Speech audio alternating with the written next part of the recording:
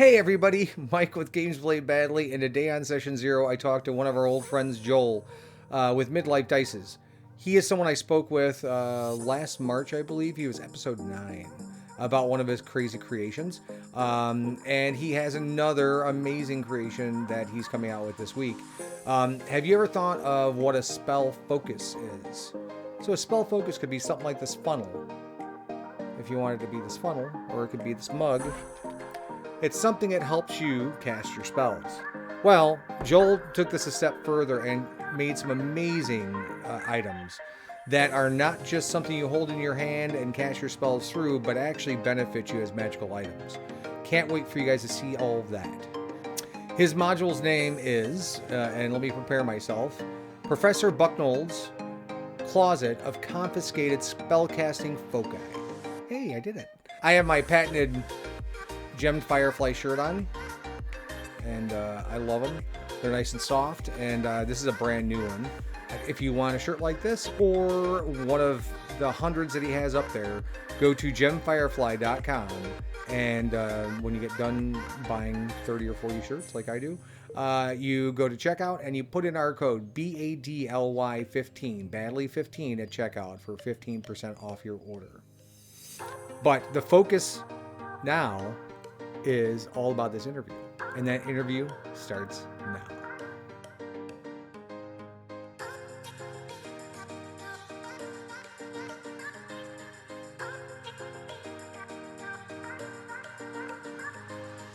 Hey Joel, how are you? Good. Oh man, we were just chatting a little bit before we started recording, and I was adamant that we stop talking because we're going to lose the spontaneity of our conversation. But Joel, with Midlife Dices, he was episode 9, if you can believe it. We're on episode 33 back in March of last year.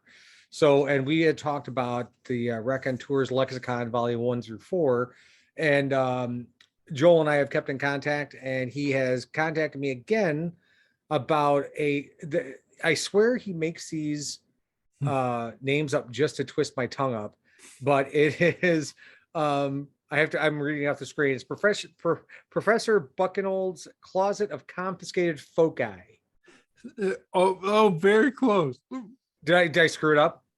Just one word he missed. Professor Bucknold's Closet of Confiscated Spellcasting Foci. It's all right. I'm not even going to try and do that again. No. What? No, you know when I came up with the name, originally it was going to be the Archive of Arcane Foci, and I was like, yeah, that works. And then I think one night just after supper, it had been going around in my head like, how am I going to make this something other than here's a bunch of stuff? I wanted there to be not necessarily literally, but some kind of character to it. And then the idea of it being things that have been confiscated from students from Strixhaven, because Strixhaven was the next book to be coming out at that point when I came up with it. And then that means I need a teacher. So then I thought of Professor Bucknold, and he has that, and me being a teacher, I've experienced with having, it was a drawer of confiscated goodies. Yeah, it was a debate between if it was going to be a cupboard of confiscated spellcasting foci or a closet, and the closet had a little bit more heaviness to it, I guess. I'm not sure. Yeah, a little bit. Yeah. Yeah, I read through it. I am lucky enough in some cases when I do interviews that people send me their stuff so I can read it, because I don't like to talk off the cuff a ton about stuff. But I read through this, and there has to be at least 10 spell foci in there, if not more. All of them are very unique. But Joel, for those who don't know what spell foci are, why don't you explain that to our audience? So your spellcasting focus is an item that as a caster you have that allows you to tap into the magical elements, whether within you or out of you.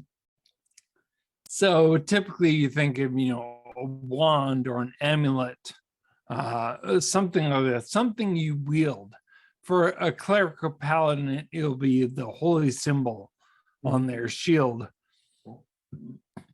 Pardon me. But for other characters, I started thinking about like, well, what else could it be beyond a wand or amulet? Because those it can be interesting, but I always enjoy trying to come up with something more than that.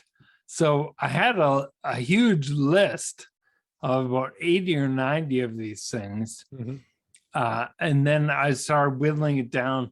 At the same time, I was just getting back into illustrating and drawing after a 30-year hiatus, and kind of had fun drawing a few things and started to feel like I could actually pull this off myself. And so I whittled down to actually there's 22 in the book. Geez, I was way off. Yeah, there's 22 in there. And I actually have a list. Now that I've done those 22, I've got a list of about 10 more that I will at some point do something with. I'm not sure if this sells well, or maybe it won't sell well, but I'll still do it anyway because they're kind of fun to imagine all these possibilities. I totally went off your question there. Like you asked a question, I went woo. Excuse me, I'm a little flummy. That's perfectly fine. That's the reason why I love having you on. We had a great time last time, and I'm sure that this is going to be no different. Now, off to the side here, I have some questions written down because I had some very poignant questions to ask you about some things. So you've explained what foci are. When you look at D&D 5e, foci are used, or it can be selected by magic wielding classes as a way to skip having mundane components, material components in their inventory. It kind of substitutes for that. So, but what Joel and I were talking about prior to this was that many people don't even take the foci seriously. So they choose a stick, or they don't choose anything. They just say they have a foci. When we were talking about, I think Joel and I both agree that that's a missed opportunity to have something awesome on your character.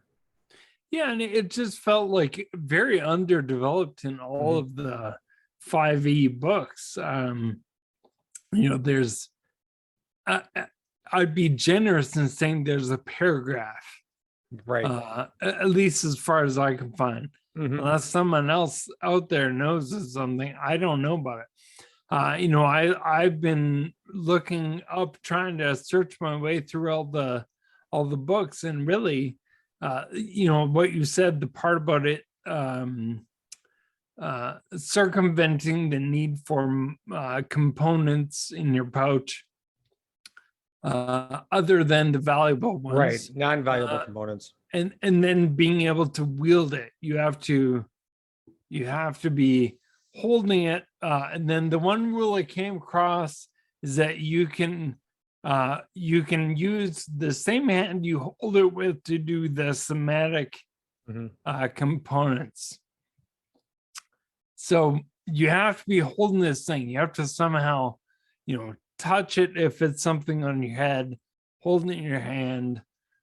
You have to somehow be wielding it. Now yours, because I know you have at least one circlet. You have a necklace as well. Torque. Torque. And so there you go, using that lexicon knowledge. But so do those need to be held, or because they're physically touching you, they are automatically foci? You need to somehow interact with it. It was the wording, I believe that's the wording in the player handbook. So, for the torque, or for the circlet, something where there's also a bracer that I have. The idea might be like you put your hand to your neck, or you put your hand to the circlet, or something. Mm-hmm. I'm not exactly sure. It's totally a homebrew thing. Mm-hmm. And so there's a lot of freedom with that. Like, I think it's just the prevention of, therefore you can't be wielding two weapons Okay. because one of your hands Has to be has to occupied. somehow occupy itself with your focus. Sorry. Yeah, I know. And what I think is interesting is you've taken something that it gives you a little bit of benefit and added a lot of depth to it. So from the standpoint, we were talking about artwork. Did you draw most of the artwork in the supplement, or did you have somebody else help you? No, I drew all of it. It's fantastic. Oh, thank you. I was really, really impressed with the artwork. And that's actually one of my questions was I try and get when people are promoting their supplements or whatever to promote their artists as well, because a lot of times those are the unsung heroes, So, well, you did this all yourself, and I love the artwork. There's one of a severed I think it's a lich hand or a wizard hand. Yeah, the undead. What is it called? The undead hand of the dead mage. Yeah, I wanted to call it the undead hand of the very dead mage, but it didn't quite fit in the column properly. Yeah, so I went through and I picked out a few of my favorite foci. One of them is the first one, which is the banshee bottle, the banshee bottle. Banshee in a bottle. Yeah. Which almost sounded like a product that you'd find in the self-care section at an alchemy shop, at a convenience store or something. Banshee in a bottle. So one of the things that your foci do is they level, or they have charges. Those charges are increased, and they are increased with the character's level. Yeah. So as you progress, you gain proficiency levels. Right. So you start with +2, and by the end, I think level 17, you end up at +6. Let me just double check that here. Yeah, 17. So basically, what I wanted to do was introduce a way like, how do I make this thing more powerful as you progress? And still useful. So it's not like the low level stuff. I wanted that to be like, on level 10, I'm never going to use this thing again, kind of thing. And so basically the idea is that the more proficiency bonus that you have, that equals how many charges you have available for every long rest. And it was kind of a way to avoid you can use this twice a day, you can use this once a day, and try and think of more about, I always love that debate in video games where the dilemma, well, I want to do this, but if I do that, it means I won't be able to do that. If I take this loot, or if I craft it to do this, it means I won't be able to, do this thing. So I kind of like the idea of like, there are some abilities that will take 5 charges. So you'd have to be level 13, first of all, to even get access to that ability.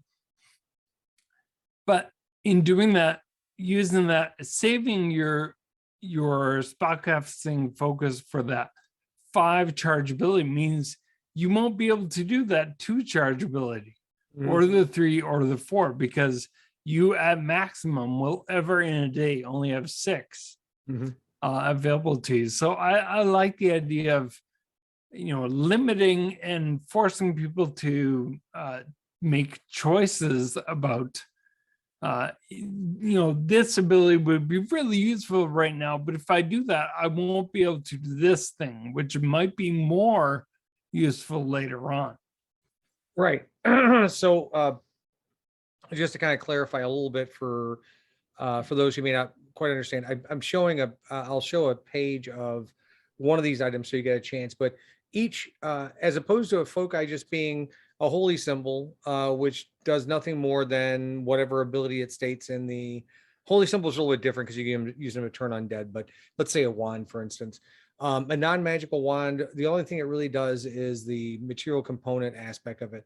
What Joel's done is he's added abilities to all of these spell foci, which allow you to do some really cool things. And on top of that, there's typically a use for each one of these items that does not require charges. So, for instance, there is the Holy Censer, which is, if you know what a censer is, it's basically a ball on a chain where you burn incense.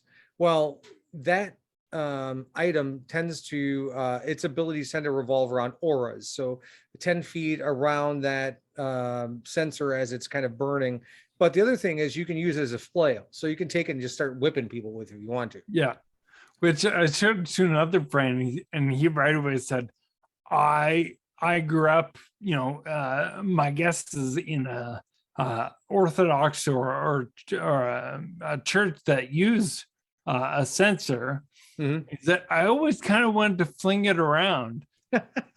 and so, yeah, I mean, how satisfying would that be to just have this big metal ball on the end of these chains and be able to, strike enemies with it? Yeah. So, yeah, there are some abilities that are like innate to the item. For instance, I think it's the Voyager's Compass, that you don't need to use charges. You will always have, I think it's advantage to survival checks regarding direction. You'll always be able to do that no matter what, kind of thing. Because I kind of thought, well, that'd be a pretty useless compass to not show you north sometimes. So it just should be available to you all the time. Well, you know what they say, even a broken clock's right twice a day. There they go. I'm not sure if the compass is the same, but no, I don't think so either. Now that I said that. So you wrote this entire module based off the fact there wasn't anything there for it, and you didn't feel like the important or the gravitas was there for what should be something important to a spellcaster, right? Yeah, I think my approach was that with this was, how can I thematically or create items that kind of fit characters' various themes? So the first thing I came up with was, I think the first one that I fleshed out was the branch of the beekeeper, which is the quarterstaff with kind of a clawed branch at the end. And it has a honeycomb with bees. The honeycomb is active. It's being lived in by bees. And then right away, of course, that becomes a druid thing, but I didn't want to limit it to that. Like, sure, if you want to be a bard that keeps bees, go for it, kind of thing. And then I started thinking about, like, so what kind of function would that have? So you have honey and you have bees. How would that, what would that open up to you as a character? And so I started thinking about, well, bees could be a distraction. You could, like, toss a dollop of honey at an enemy and make the ground sticky, difficult terrain for them. And then ultimately, I think the highest ability for that one is to entice a bear to come toward you, and that you have advantage to animal friendship, or if you're doing animal handling or whatever, you get advantage because the bear is probably going to be friendly to you. So it really was just a matter of, like, so what could this do for someone? How can I make it interesting? And then it kind of feels like, to me, once you have that as a thing, kind of the rest of the character might come from that, as opposed to the other way around. I think spellcasting focus, it often is an afterthought. It's often a thing that might be the cherry on top of a character, whereas with these, I kind of like the idea of like, this is where you start. Like, ooh, I want that. Yeah, And right. now how do I build the character around that? I think that's a great utilization of it. I mean, because from the standpoint of the foci, if you take a look at the artwork in the book, which I'm showing throughout the interview, but um, they're very grounding pieces from the standpoint of you can really use these to kind of formulate maybe where your character comes from or some of their backstory or what have you, and you can use this as an impetus to kind of build your character as well. I think it's fantastic. It's really again the artwork, Joel. It's really really good. Oh, I thanks. wasn't expecting it not to be, but I didn't realize that you had a illustrator's background, or we may have talked about that last time. But to Well, see this, I grew up drawing. When I was 3, I Mhm. started drawing, and I drew, made up comics, etc., until I was 14, 15, which at the age of which playing guitar kind of took over that Mhm. realm of things. And then about a year ago, right around now, actually, I was told about an Apple Pencil, and because of the disability I have, my fine motor coordination is really poor. Mhm. And so once I got an Apple Pencil, and I realized like it's like a digital camera. I could draw a line 50 times and then finally say, yep, that's the one I want. Mhm. Which, because my hands will not do that on their own Mhm. very well anymore. So it really has opened up like a whole realm of possibilities that until last year, I thought that hobby of mine was long dead.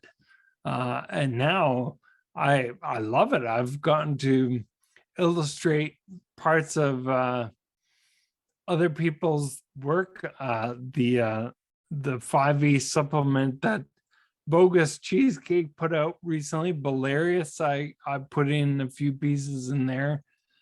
Souls Rolls, I've gotten some items for him. And there's another one coming out from Connor Self, the Healer DM on Twitter. He's got some called the Red City that I've made some magic items for.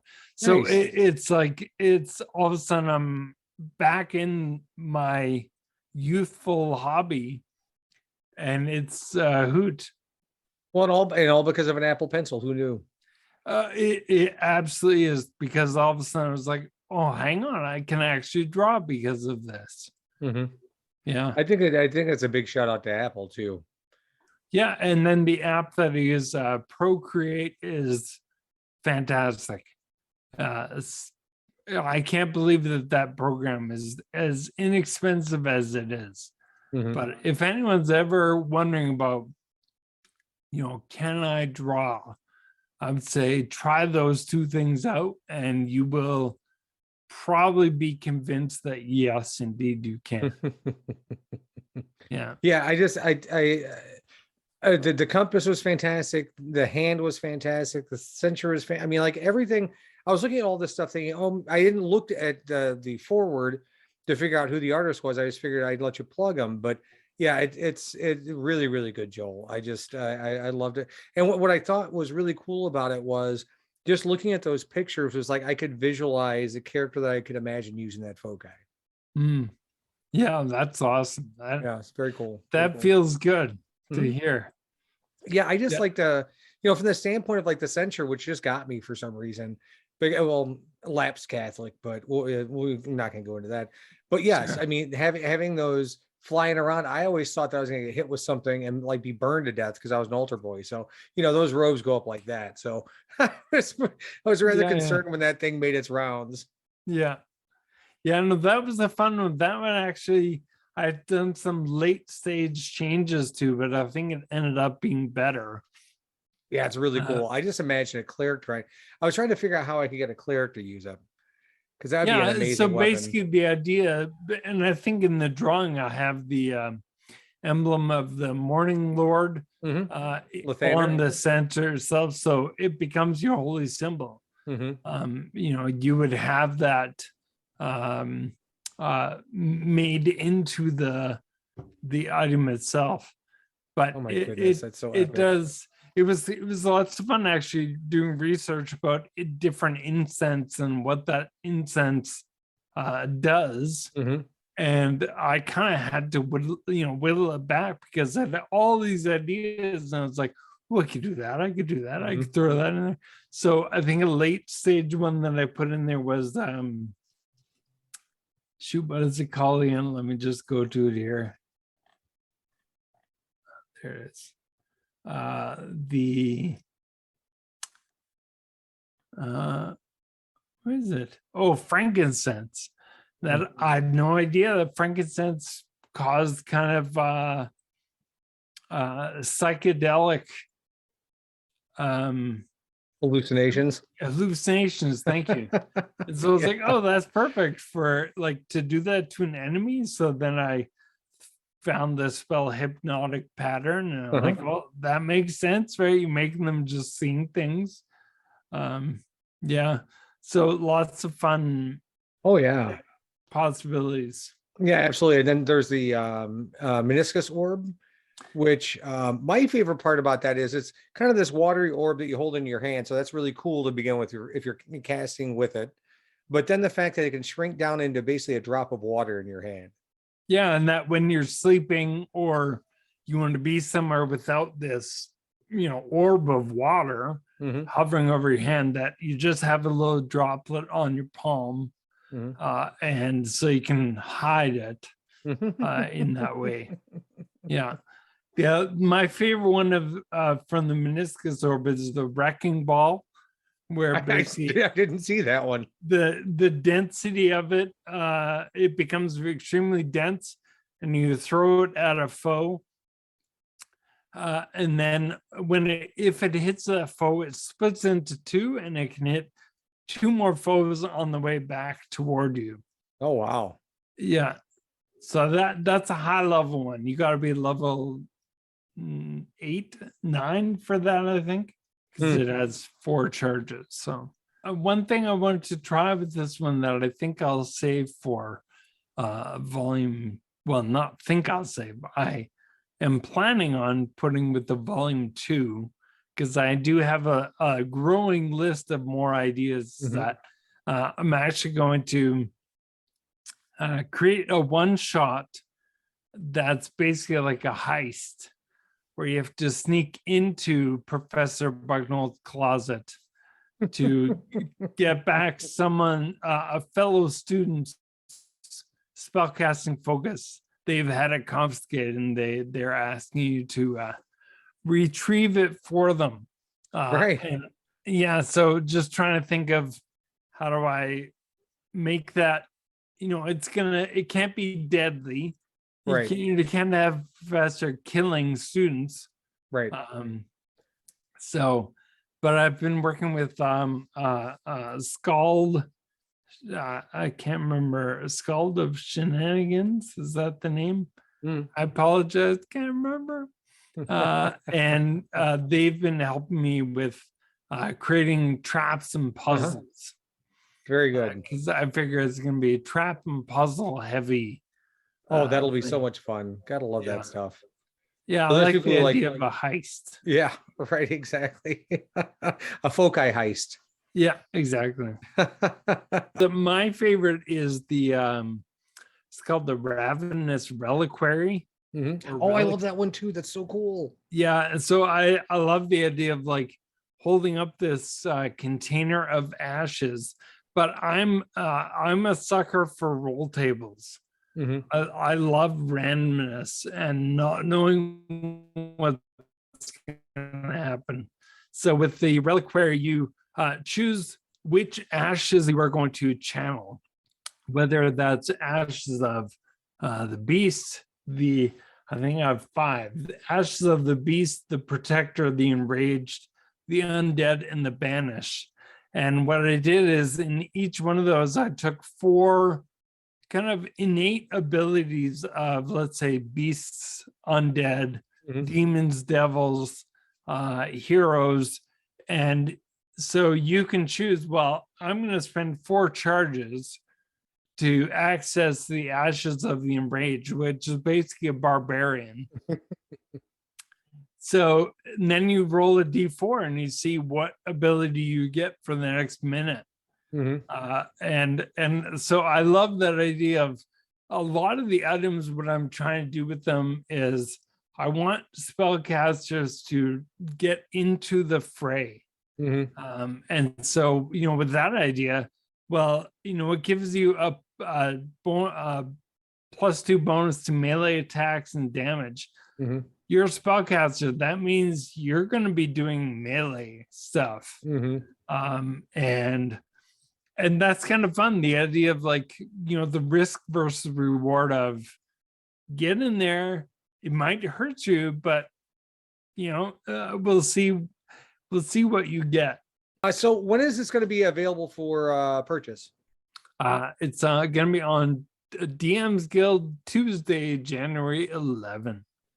It will be available by the time this interview goes up. So I really hope that everyone checks it out. I just love your stuff, Joel. I think you do such a creative job with everything, and it adds such a dimension to the games where, you know, for those of us who've been playing for a long time, and I don't mean to be like, you know, the old guy where I had to roll my die uphill both ways type thing, but for somebody who's playing D&D as long as I have, to have something shake up some things is it's fun, because the random NPC generators and stuff, everything that you do is something that I can get behind, because it makes it fun for me as a DM, and I'm sure the players enjoy it as well. So I'm definitely a huge fan, and I suggest that everyone on the 11th go to DM's Guild and look for this. I'll have links for it in the description. One thing I want to point out before we end all this is every item has the professor's kind of professorial description, or has something to say about these foci, and that is as entertaining. Not every, but several do. Yeah. Well, little, like almost like a sticky note. Right. Exactly. Bucknold's put there. And it's you really get to know the NPC, because that's how I envision him, as an NPC. You get to know the NPC based off the way he writes things and kind of his snarky comments, and it's hysterical. I loved every minute of it. I think the thing when I thought about it, I was pretty happy about was the idea of Professor Bucknold, the way I say it on one of the intro things. He's not the most popular teacher at Strixhaven. In fact, he's so unpopular that you won't read about him in any other texts. Which I thought, oh, that's perfect. Just having this one professor that nobody likes, nobody talks about. They won't even mention him in, you know, other books. He's just there. He's a bit grumpy, and he will take your spellcasting focus if you don't use it right. Well, Joel, I absolutely love talking to you again, my friend. It's been too long, and let me know when you're up to doing stuff. I mean, I love the fact that you're doing your collabs with other people and your artwork. I'm just super, super happy right now. Yeah, I always enjoy talking to you, for sure. Yeah, you're an awesome dude. You create amazing supplements. You're also a really good person. We've talked for way too long on at least one occasion. But obviously, let me know if you need anything from me, or if there's anything new coming out, because I'd love to talk to you again. Or you just want to sit here and shoot the poop. Joel, it's a pleasure to see you again, and I wish you the absolute best. Yeah, you too, Mike. Talk to you soon. Yeah.